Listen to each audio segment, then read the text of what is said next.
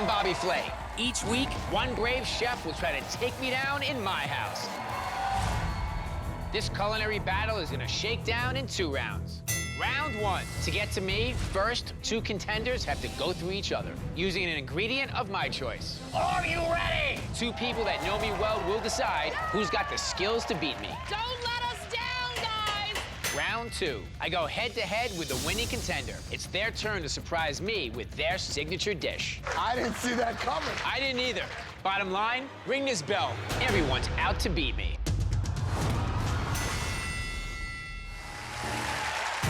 All right, you guys ready to see a culinary battle? I'm gonna bring out 2 people who have known me long enough to know my strengths and to know my weaknesses. First, let me introduce you to Iron Chef, Alex Guanaschelli, and my very first co-host on Food Network, Jack McDavid. How you doing, man? I've known you ever since you started cooking almost. When you were a wee little lad. A wee little lad. A wee little lad. Jack is my co-host from Grillin' and Chillin' way back in the day. This is Grillin' and Chillin'. I've watched your career for a long time, but today, we're just gonna have to kick your butt, so. The objective today is to find someone who can beat Bobby Flay. Let's meet the chefs. First chef up is Harlem's catering queen, Kimberly Van Kline. Hi, everybody. And Bobby, say hello to James Beard Award-winning chef, Christopher Lee.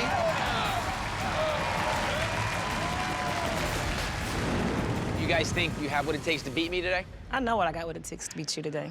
All right. Well, first things first. In order to get to me, you need to go through each other. You're gonna have 20 minutes to make a single ingredient shine. And that ingredient is Brussels sprouts. You guys ready to do this? Let's do it. Go. First, I'm gonna make a puree. Then I'm gonna make a saute with the Spanish prawns. And then I'm gonna blanch the leaves as garnish. I'm kind of taking a risk with a 20-minute time frame, but I'm confident I could pull it off. I decided to use red Spanish prawns to enhance the Brussels sprout dish. And I made a sauce using the juices from the prawns, lightly saute them, and then I add a little shallot, caper, and golden raisins with a little curry powder to finish the sauce. 5 minutes. They come from 2 very different schools of thought. I always try to think about what the signature dish might be, and frankly, after watching these guys, I mean, it could be anything. 2:20. I don't have my plates out. I don't have my skirt steak seared on one side. Checking on my Brussels sprouts, and time is just getting away. 20 minutes definitely go by quick, but through my experience, I'll finish the dish on time. Has Kimberly taken her steak off the grill yet? No. That's what I'm worried about. 40 seconds. Put the steak on the plate. Oop, there it is. 5, 4, 3, 2, 1. Chefs, Jack and I are looking to see which one of you really made Brussels sprouts the star of your dish and can therefore go on to beat Bobby. Christopher, can you tell me exactly what you made? Brussels sprouts 3 different ways: a puree, blanched leaves, and then a saute with red shrimp as the accents. The display of technical skill is one thing that you have in spades. I thought the prawns came across very well. Your Brussels sprouts seem to be a little bit light in flavor. I would love to have seen it more robust. Sometimes less can be more. By the time the guanciale and the shrimp head juice team up, the Brussels sprout really becomes a supporting actor. I mean, she could have just ate the puree and the Brussels sprouts by itself, and then you would have tasted Brussels sprouts. Kimberly, could you tell us what you made? Sure. I made a seared skirt steak with a cauliflower puree and Brussels sprouts with a crispy pancetta. So hopefully you like it.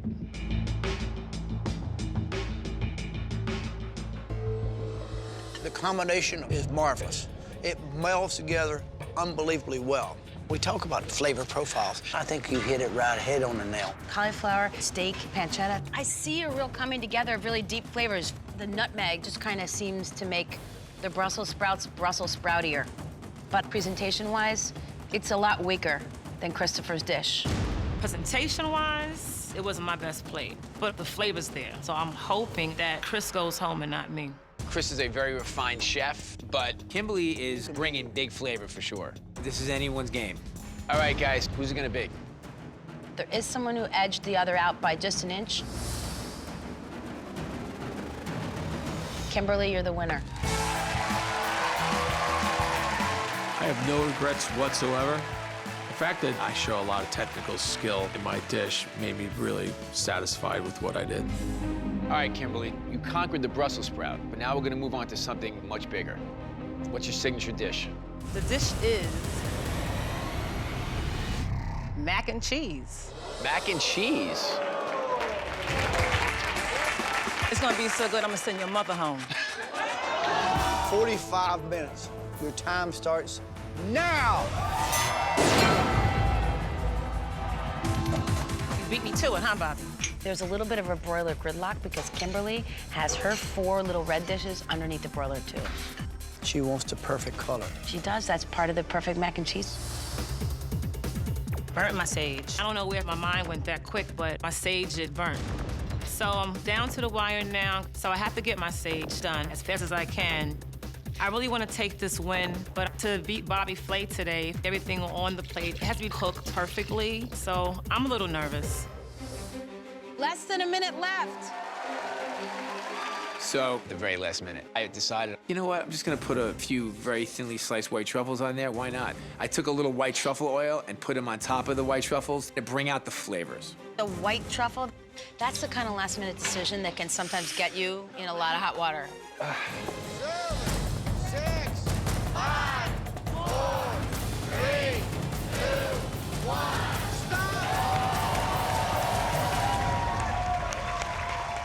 I took a major risk making pasta from scratch. Hopefully, I'm gonna blow the hats off this arena right now. Chefs, so to be objective, we've brought in 3 experts. First up, we have Todd Coleman, who is an editor at tastingtable.com.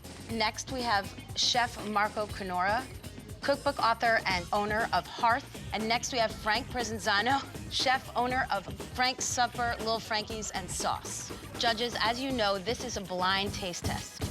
Please start by digging into the dish directly in front of you.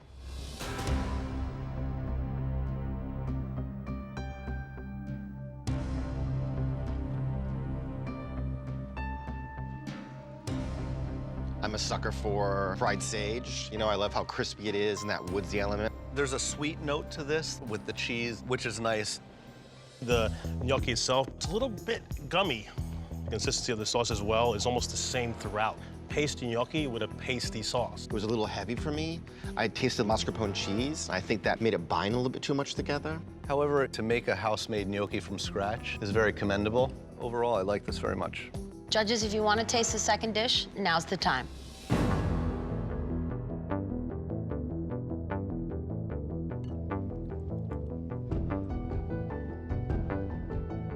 What strikes me about this is the little subtle heat that's in there. I really like the fact that there's a little touch of like a chili. I'm not sure what kind of chili, but it doesn't like overpower anything. It just kind of adds to it, which is really nice.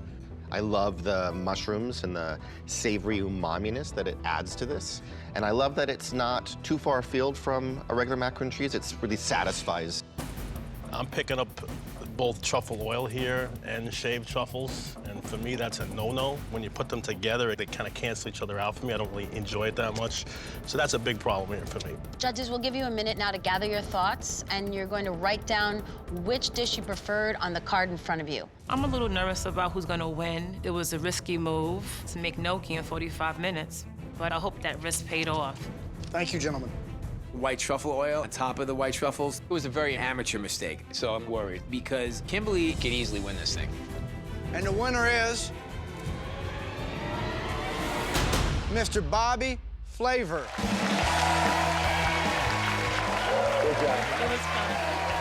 At the end of the day, Bobby's dish just had that level of sophistication and layering that knocked it out of the park.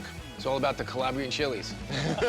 My grandmother would probably look down on me, and she would be very proud of me. I'm grateful for all that she has taught me. It just brings everything full circle.